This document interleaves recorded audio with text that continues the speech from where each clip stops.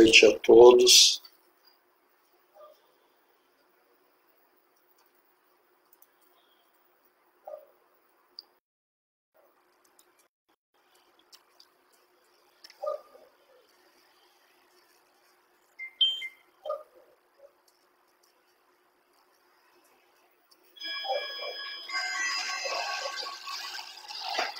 Boa noite a todos.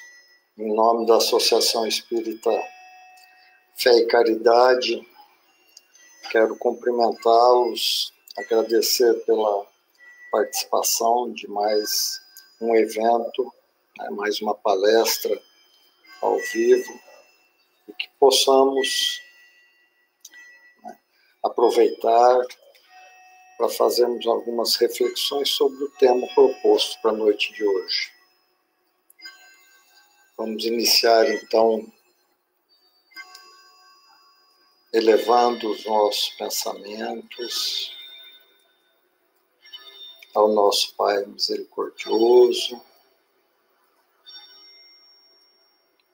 aos amigos espirituais, mentores de nossa casa que nos protegem incessantemente,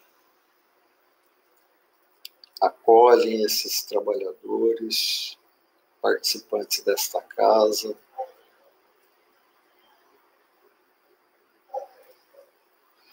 que possamos, na noite de hoje, através dessa palestra, refletirmos sobre nossas vidas, sobre a condução que damos à nossa vida, e rogar ao Pai misericordioso que nos ajude a sempre, através do aprendizado dessa doutrina maravilhosa,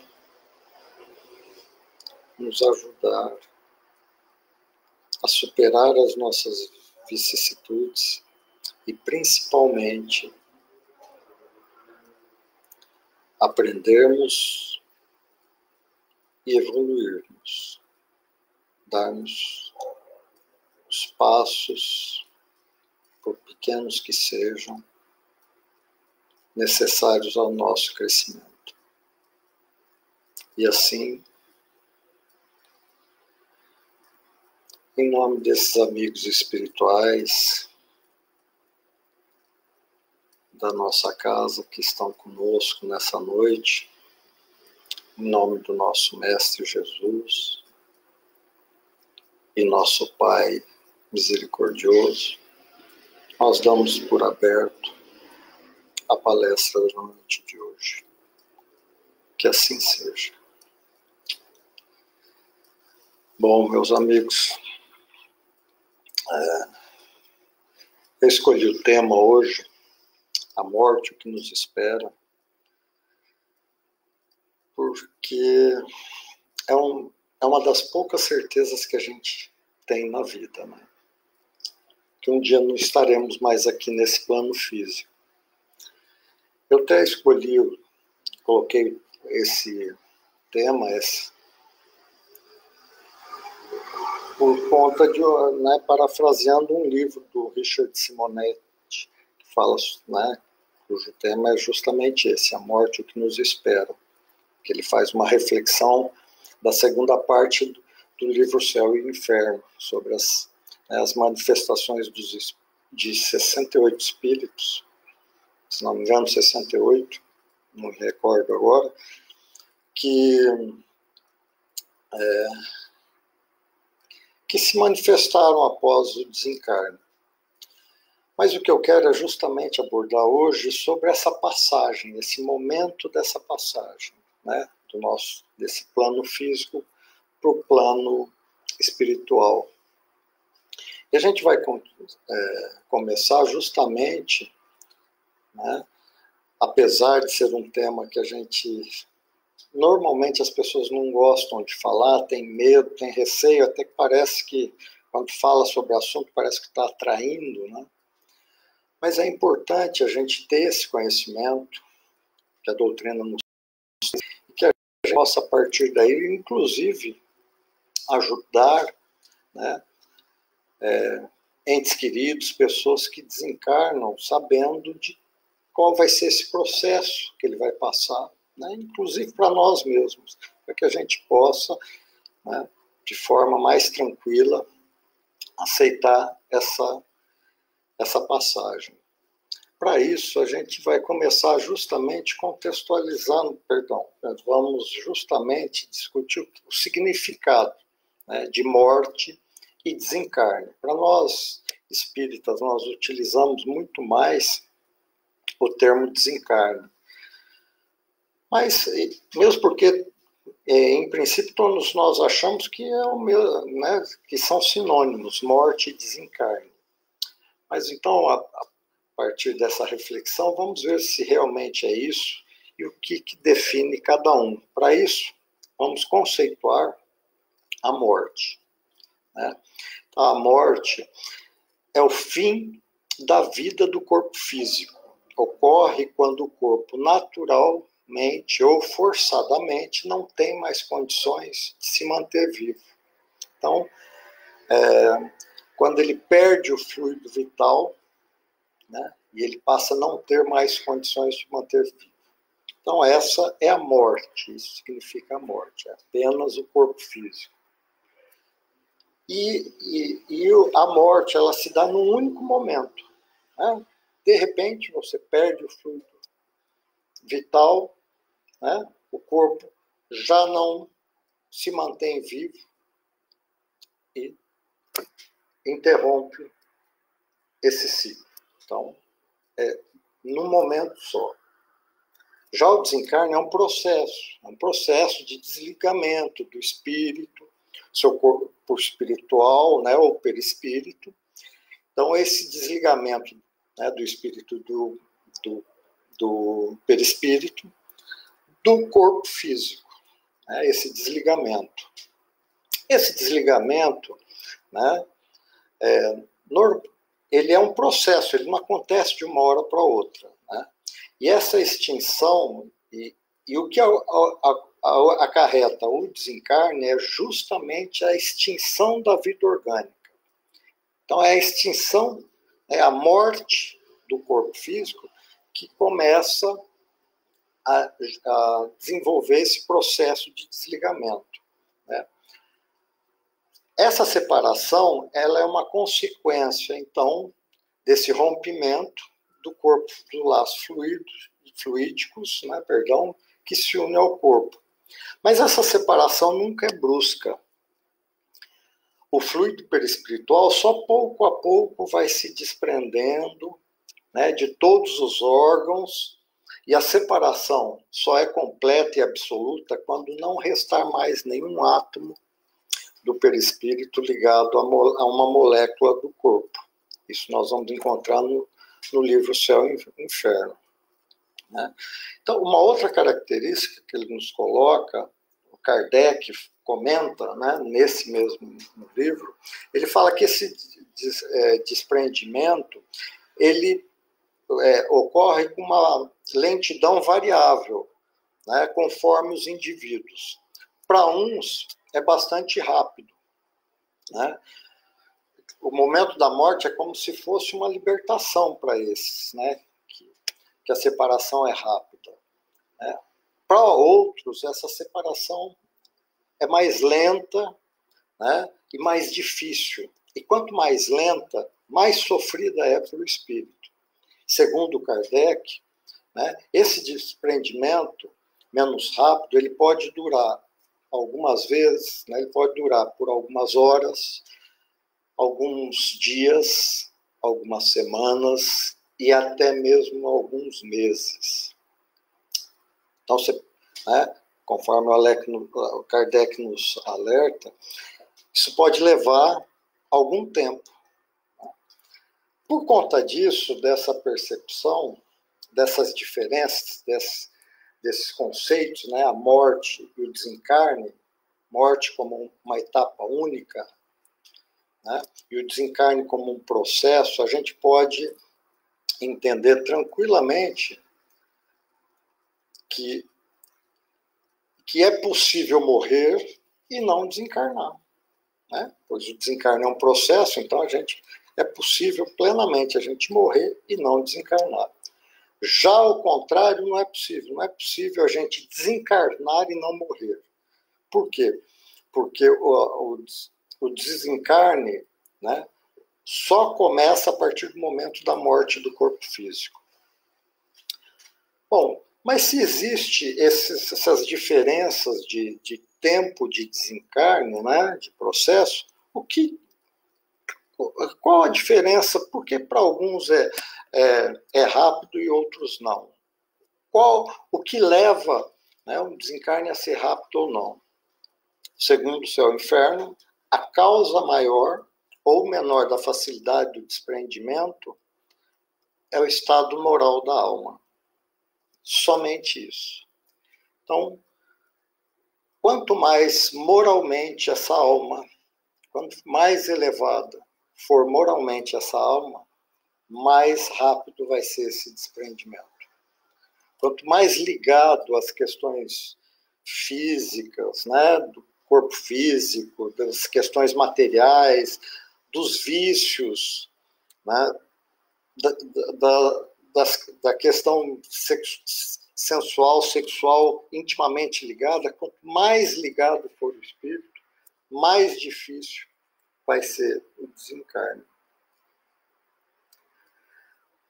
A partir daí a gente começa a questionar, e como seria então se a gente escolhesse ser cremado no nosso desencarne, né?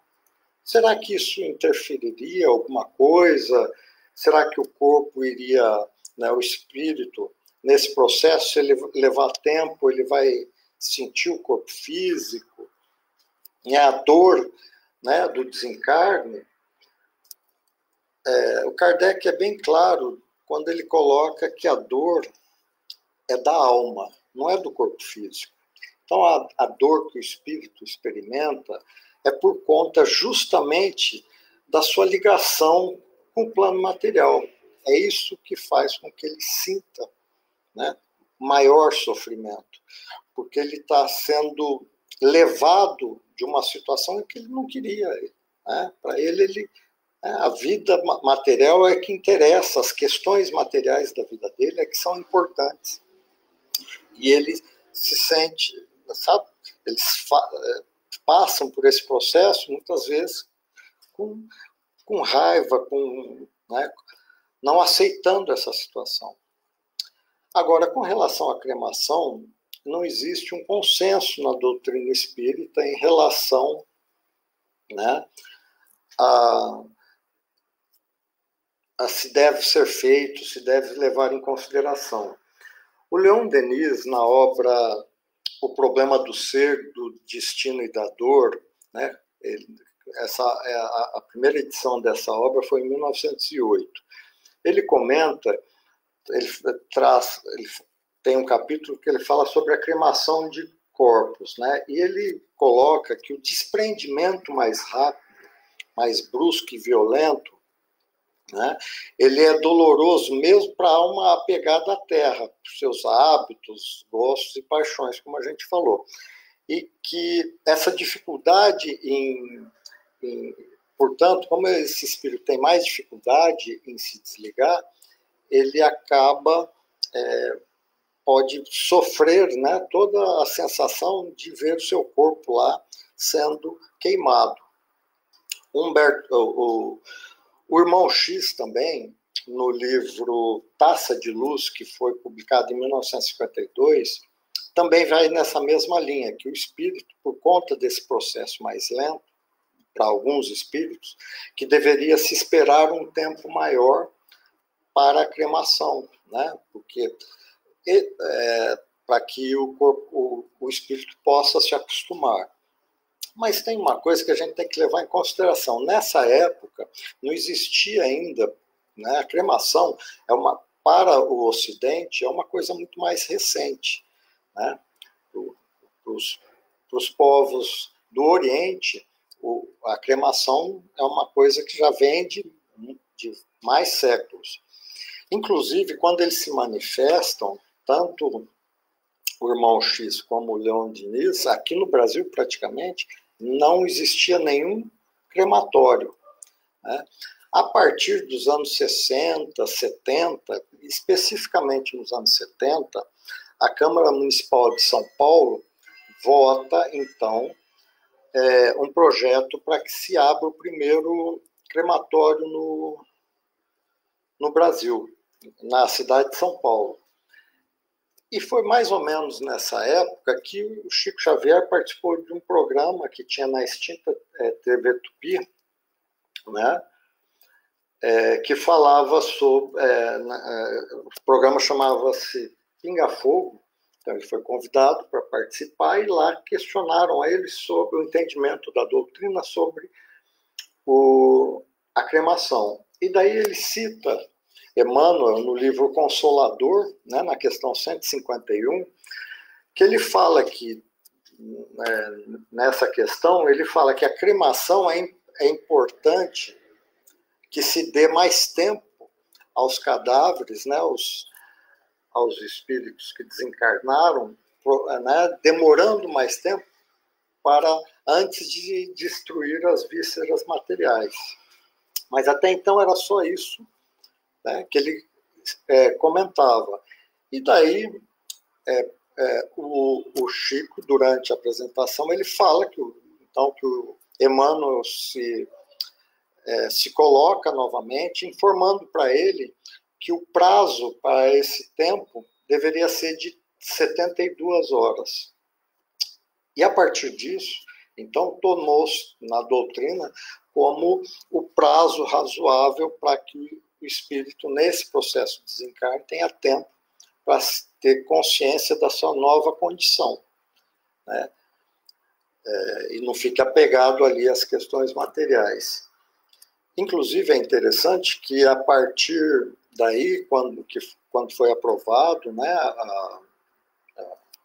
a cremação, primeiro forno crematório em São Paulo e tudo mais, eles levaram em consideração,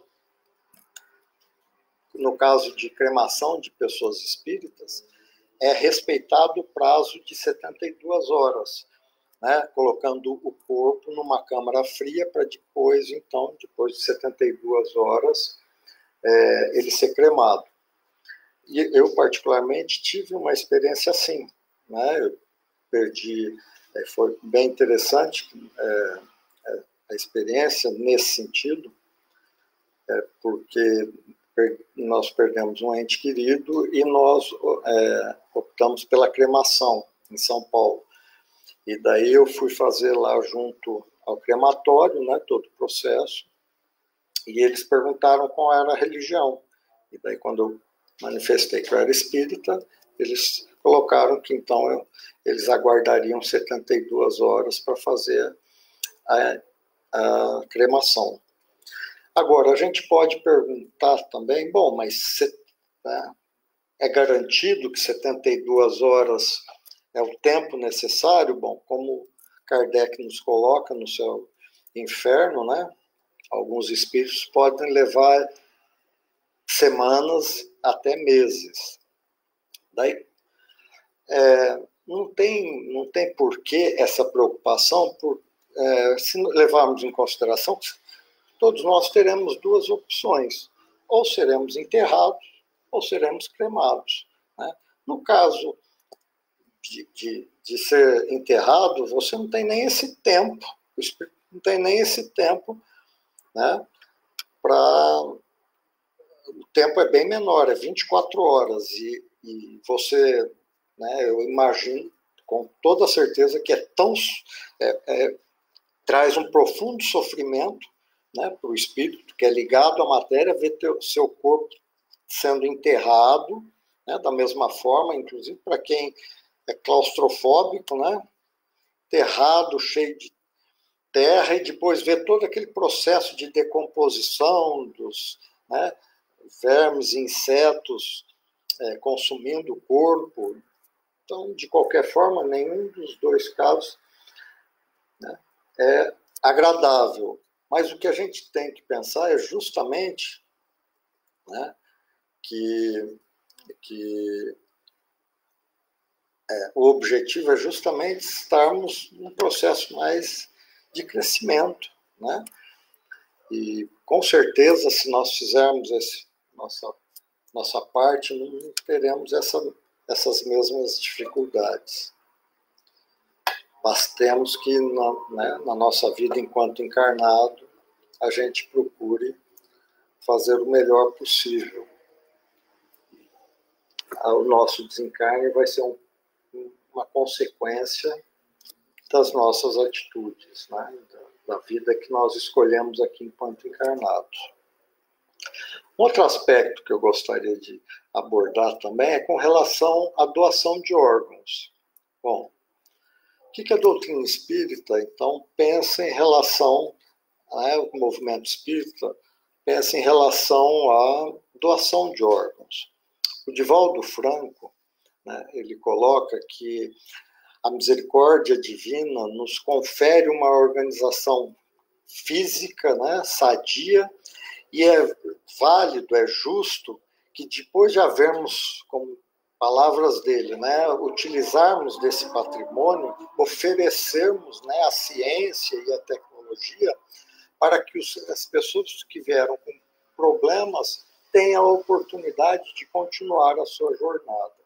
E ele vai mais além, né? Ele diz que não pode haver dádiva maior do que oferecer algo que não nos é mais útil, né, e que vai salvar a vida de alguém.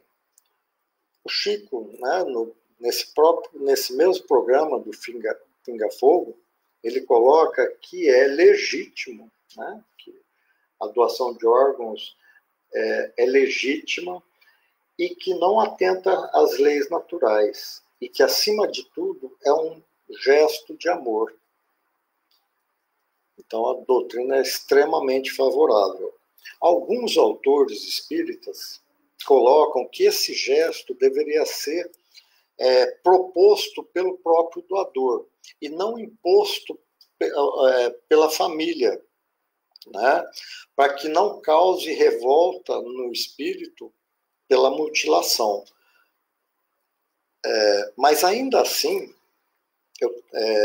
eu trago para vocês duas psicografias, uma que a gente vai encontrar no livro Outra Margem, editado pelo Instituto de Difusão Espírita de Araras, né, em que uma das psicografias feitas, todas elas, né, a psicografia através do Chico Xavier, do jovem Roberto Igor Porto Silva, né, que teve autorizado pela família após a sua morte, né, o seu desencarne, foi autorizada a doação do coração. Inclusive, essa cirurgia foi o primeiro transplante cardíaco realizado no Rio Grande do Sul. E além dessa psicografia específica, né, temos também no livro Continuidade, editado pela Editora Ideal, uma comunicação também vinda através do médium Chico Xavier, que fala do Christian Freitas, um menino de 15 anos que faleceu por atropelamento e que a mãe também doou a córnea. E nessas duas manifestações desses dois espíritos, eles relatam o quanto essa atitude, né, autorizada pelos entes queridos, pelos pais do transplante, né, ajudou ele nessa caminhada da passagem. Eles relatam nessas psicografias o quanto isso foi benéfico para eles, o quanto a espiritualidade amiga, né, que a gente não pode esquecer que em todos os desencarnes existem aqueles espíritos que são incumbidos de ajudar justamente a gente nessa passagem, né? E então, o quanto essa atitude, que não foi por conta da escolha deles, né, por conta dos pais, o quanto isso ajudou eles na trajetória no mundo espiritual para eles, né, para eles serem acolhidos, serem recebidos pela espiritualidade e como ajudou bastante. Então, há de se pensar também que, mesmo que não seja, né, uma proposta feita pelo próprio doador, essa atitude pode beneficiar esse próprio espírito.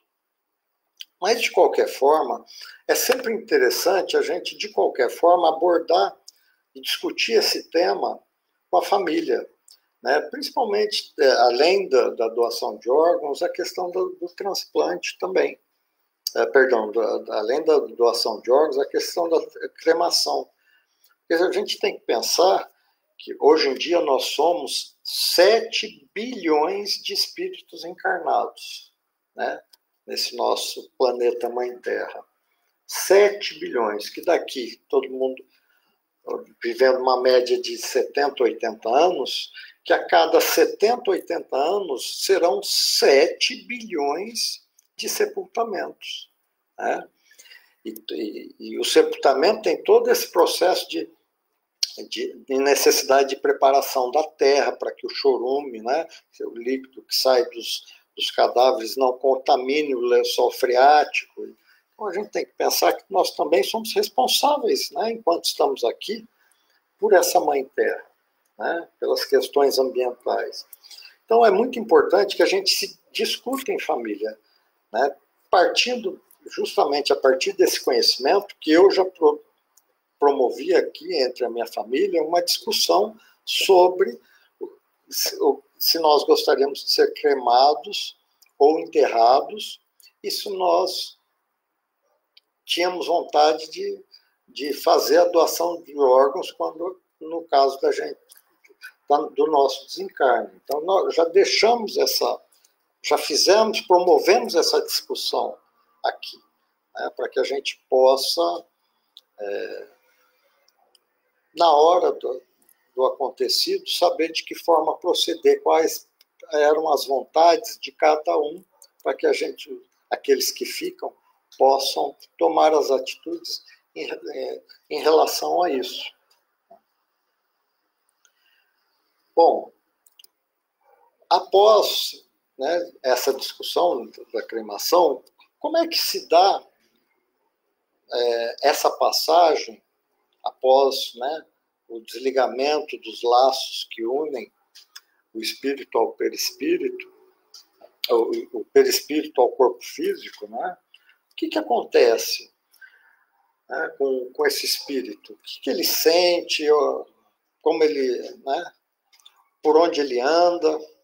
E daí a gente vai ver lá no Céu e Inferno, uma parte, tem um capítulo que fala especificamente sobre o desencarne. Os espíritos chamam esse capítulo de passamento, né? Eles falam que durante a transição da vida corporal, no livro Céu e Inferno, não sei se eu comentei, mas você vai encontrar esse capítulo passamento no livro Céu e Inferno. Esse processo de transição da vida corporal para espiritual produz um fenômeno que eles chamam de que tem importância capital. Esse fenômeno é a perturbação, né? Os espíritos da codificação falam que nesse instante a alma experimenta um torpor, né, que paralisa momentaneamente as suas faculdades, neutralizando ao menos em parte as sensações. Depois disso, né, quando passa esse período de perturbação, ele é recebido, né, acolhido por um ser, né, um espírito superior, que faz com que, como se levantasse, né, na visão, no ciclo mental dele, na visão mental, toda a vida pregressa, recordando de toda a sua vida, né, dessa última encarnação, como se fosse uma tela mental. Então ele vê toda a sua trajetória, toda a sua encarnação, seus acertos, seus erros, né? Toma conhecimento de tudo. E após isso a gente vai ver também no Livro dos Espíritos, na pergunta 289, né, e na pergunta 160, que fala sobre os parentes e amigos que vêm ao encontro, né, nesse processo, que vêm nos receber, né, nos felicitam, nos acolhem, nos recebem, como se estivéssemos regressando de uma viagem, né, como se fosse um grande reencontro, né, tanto dos nossos parentes e amigos, como pessoas que conhecemos na nossa vida material, que desencarnaram antes de nós. Muitos desses também vêm nos receber. Bom, mas essa é a visão que a doutrina nos traz, né, de como é todo esse processo.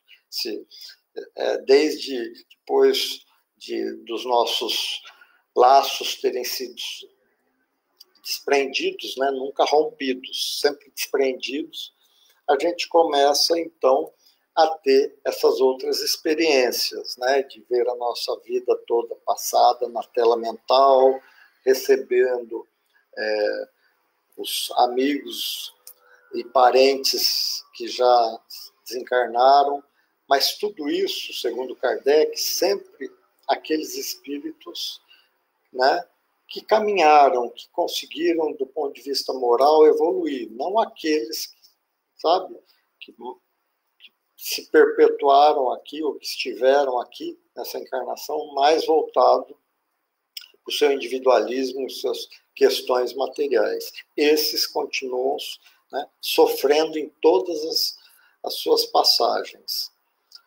Agora, eu queria trazer para a contribuição da discussão um livro que é uma pesquisa científica, na verdade, é uma pesquisa científica de um pesquisador chamado Joseph Murphy, médico pesquisador, que fez justamente uma pesquisa em pessoas que, clinicamente, a medicina tradicional, foram diagnosticadas como mortas, ou seja, para a medicina tradicional,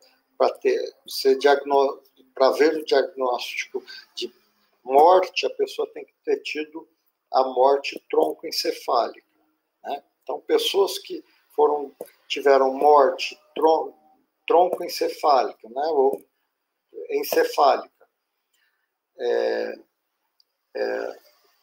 que morreram, tiveram esse diagnóstico e não se sabe por que voltaram ou como voltaram à vida. E essas pessoas relataram experiências que elas tinham, que elas tiveram durante esse quadro, enquanto estavam clinicamente consideradas mortas. Então ele estudou, na primeira publicação, ele já está na segunda publicação, juntando as duas publicações, né? Ele estudou mais de 300 casos em que isso aconteceu.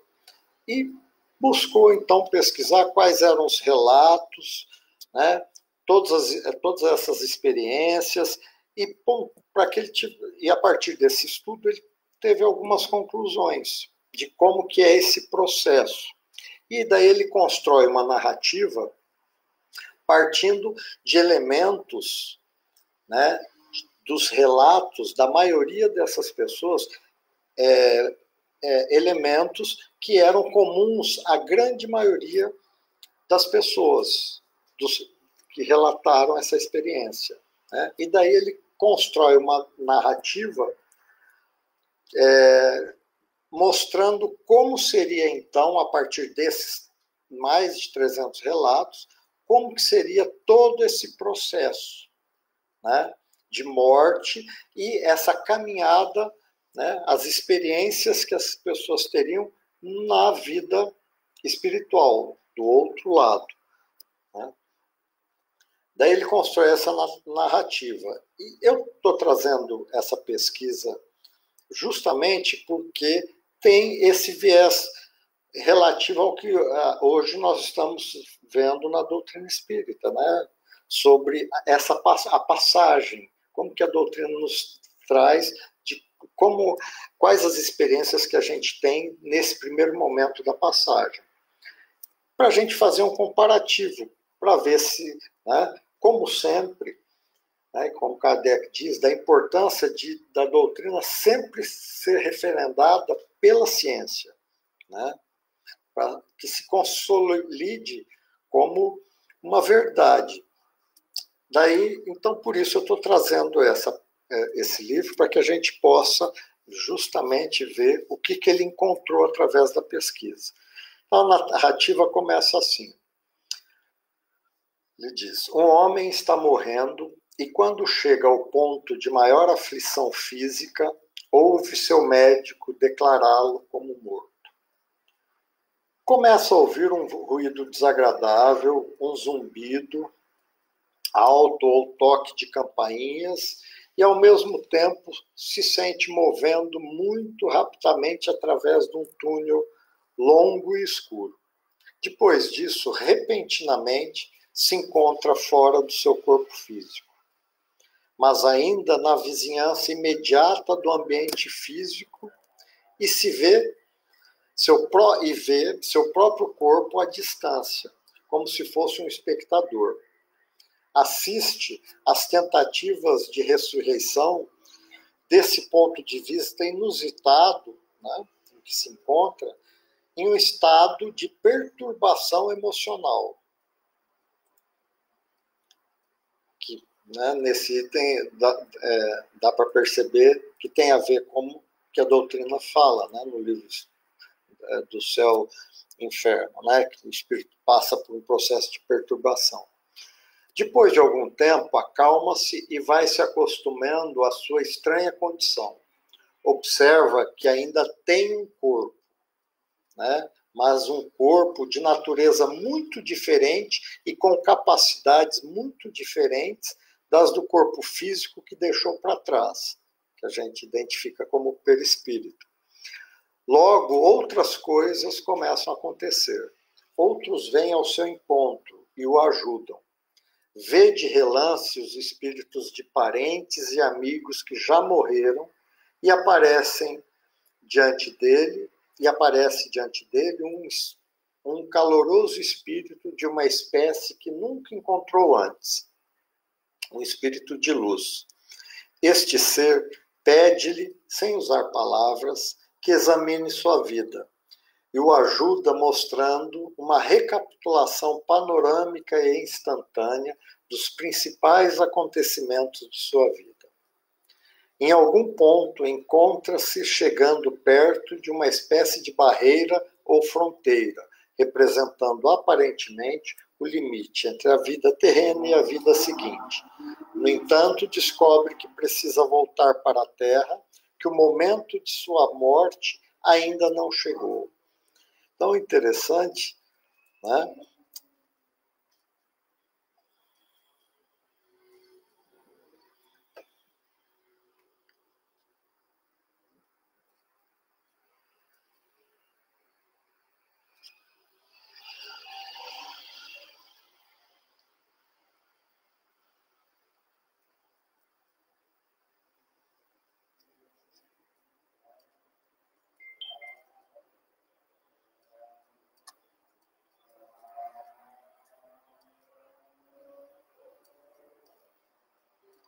Eu não sei, aqui está aparecendo para mim que esse vídeo está tendo problemas para reproduzir. Eu não sei se ainda está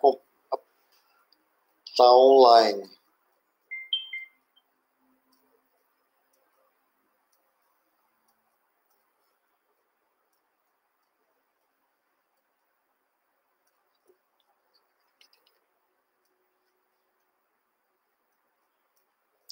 Então, estou online. Me desculpem, que para mim parecia que tinha dado problema.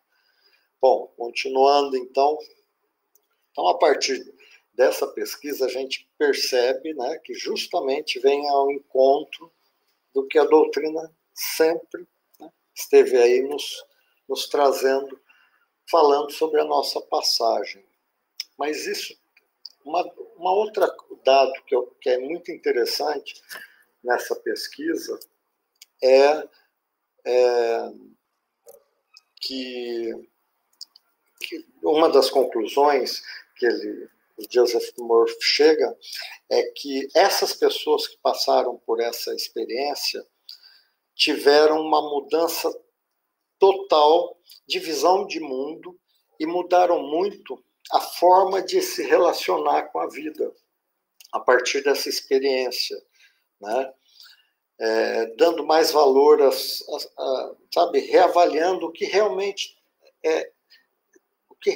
importa na vida, né? E eles descobriram que o que é mais importante, né, para eles é a relação com os entes queridos, a relação com a família, a relação com os amigos, a relação com o trabalho, que isso realmente era importante. Não aquilo que...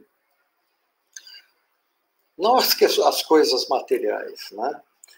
E, além disso, tem uma outra pesquisa também de uma enfermeira australiana, o nome dela é Brownie Eire, isso mesmo, né? Que ela trabalha com doentes terminais, e ela escreveu um livro baseado na experiência de trabalho dela com pessoas com doentes terminais. Então, nesse livro, ela retrata qual as maiores angústias das pessoas que estão com uma doença terminal. Tem consciência de que, né, a morte, né, o seu fim, para nós é uma passagem, mas para eles, né, quando eles têm essa consciência de que daqui a uns meses, algum tempo, eles não estarão mais aqui, eles começam a reavaliar justamente tudo que eles fizeram, tudo que eles fizeram na vida deles. E daí ela relata que a maior angústia deles é justamente não ter estado mais com as pessoas que eles amavam, com seus familiares, com seus amigos, que eles se arrependem disso, né? E que se eles pudessem, na narrativa deles, que se eles pudessem, eles teriam feito tudo diferente. Daí eu chego para nós, né? Nós aqui, que depois de toda essa reflexão que a gente teve, né, sobre como vai ser, como que é esse processo, que é interessante quando a gente aborda o desencarne, que para nós, mesmo a gente tendo consciência que não é a primeira vez que a gente vai desencarnar, né, porque nós já tivemos muitas encarnações, mas a sensação que a gente tem, né, por não ter conhecimento do nosso passado, a sensação é que é a primeira, né, a primeira e única. E isso nos angustia muito, né, de não sabermos como vai ser. E mesmo a gente trazendo esse conhecimento, o importante que eu gostaria de ressaltar é justamente a gente refletir sobre... nós não sabemos quando o desencarne virá, mas ele virá. E a gente não sabe quanto tempo nós temos aqui nesse plano material, né, nessa encarnação. Mas é importante que a gente reflita o que a gente quer fazer desse tempo que nos resta, né? A gente não precisa ter uma doença terminal para se arrepender das coisas que a gente deixou de fazer, e principalmente o tempo que a gente não passou, né, ou deu menos importância para as pessoas que são importantes na nossa vida.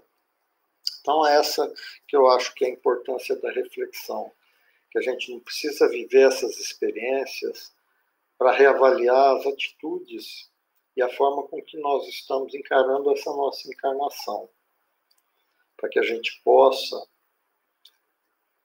mudar aquilo que tem que ser mudado e dar mais valor às coisas que realmente têm valor na nossa vida, que são a nossa relação com o outro.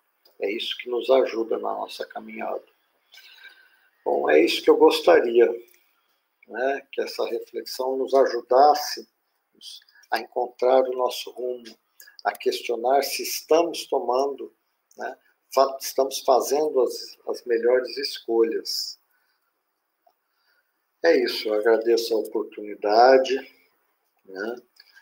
e que possamos, então, mais uma vez encerrando, elevar os nossos pensamentos a essa espiritualidade amiga que nos acolhe, esteve presente conosco esse tempo todo. Agradecer pelas suas energias amorosas que nos fortaleceram, nos ampararam. E assim vamos por encerrado a palestra da noite de hoje. Obrigado, amigos espirituais. Obrigado, Mestre Jesus. E obrigado ao nosso Pai misericordioso. Que assim seja. Muito obrigado a todos. Tenham uma boa noite e uma boa semana.